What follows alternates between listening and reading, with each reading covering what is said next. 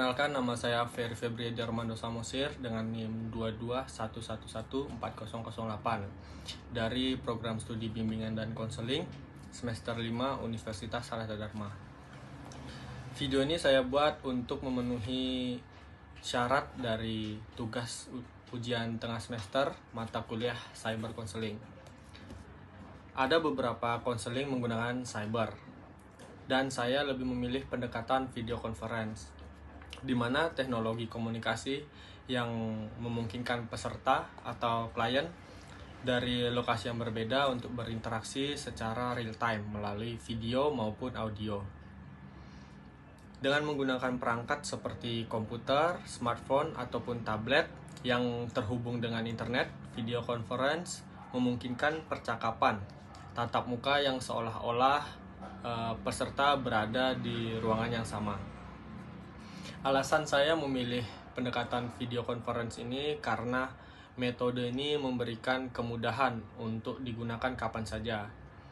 Juga mampu terhubung dengan orang yang tinggal jauh atau kesulitan pergi ke suatu tempat secara langsung.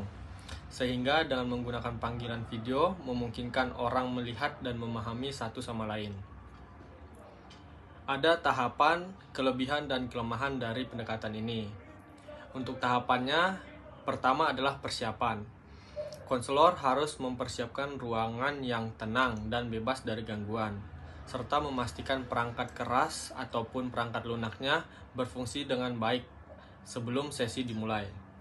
Selanjutnya, konselor dan klien harus melakukan tes koneksi internet untuk menghindari gangguan selama sesi berlangsung.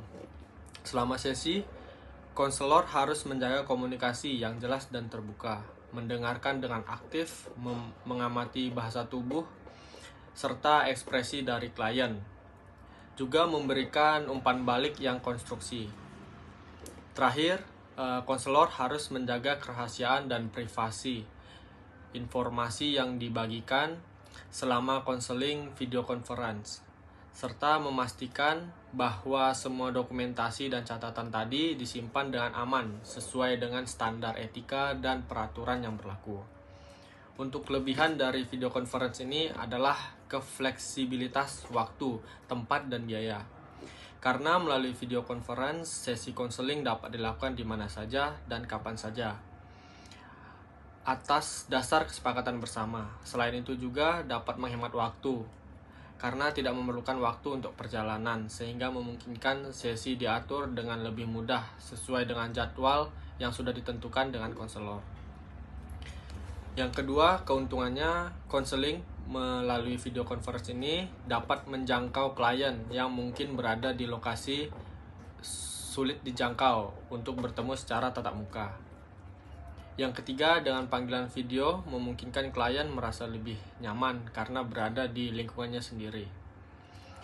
Dan yang keempat, ketersediaan bantuan darurat. Maksudnya, konseling merupakan melalui video ini memungkinkan klien untuk mengakses bantuan lebih cepat dalam situasi yang krisis ataupun darurat.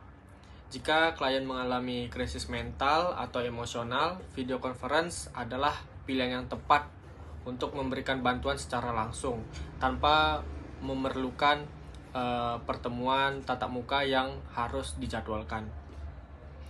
Untuk kekurangannya, ada ketergantungan pada teknologi dan koneksi internet, yang dimana video conference ini merupakan konseling yang menggunakan teknologi komunikasi. Yang kedua, adanya potensi gangguan privasi dan keamanan data. Jika platform yang digunakan tidak aman, maka tentu saja ada resiko kebocoran informasi. Oleh sebab itu, konselor maupun klien harus bisa memilih platform yang benar-benar aman untuk konseling. Yang ketiga itu ada keterbatasan dalam membaca bahasa tubuh secara menyeluruh. Karena dalam menggunakan video conference ini, tidak semua alat ataupun gerakan dari si klien terlihat secara langsung oleh konselor. Yang keempat itu kemungkinan berkurangnya kedekatan emosional. Dan yang kelima, tidak cocok untuk situasi krisis yang memerlukan intervensi langsung. Contohnya, untuk kasus yang lebih kompleks seperti gangguan trauma yang berat, gangguan kepribadian maupun masalah yang membutuhkan bantuan sesegera mungkin, konseling secara tatap muka tentunya akan lebih efektif daripada melakukan konseling secara online atau video conference ini. Karena kehadiran fisik konselor secara langsung akan bisa membantu klien merasa lebih aman dan didukung. Sementara terapi melalui video ini mungkin terbatas dalam memberikan dukungan emosional penuh kepada klien.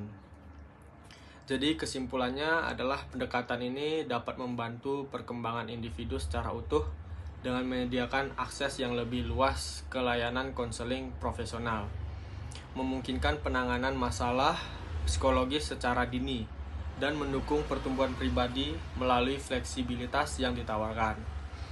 Namun efektivitasnya bergantung pada kesiapan teknologi dan kemampuan adaptasi baik konselor maupun klien terhadap format konseling visual. Dan refleksi diri saya selama mengikuti pembelajaran cyber counseling ini, bahwa saya telah mempelajari cyber counseling untuk membuka peluang baru dalam memberikan layanan konseling yang lebih fleksibel dan mudah diakses bagi klien.